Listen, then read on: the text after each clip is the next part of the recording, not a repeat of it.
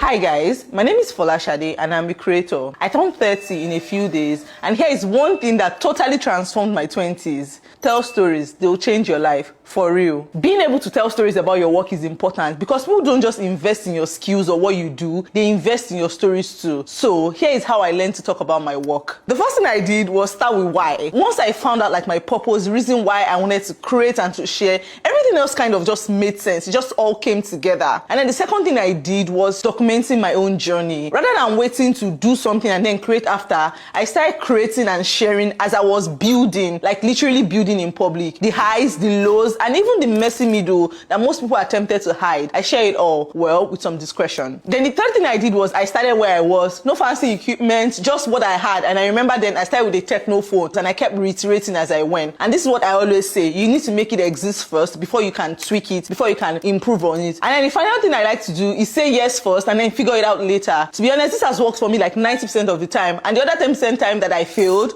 well, I learned what didn't work. Like they say, it wasn't exactly failure, it was redirection.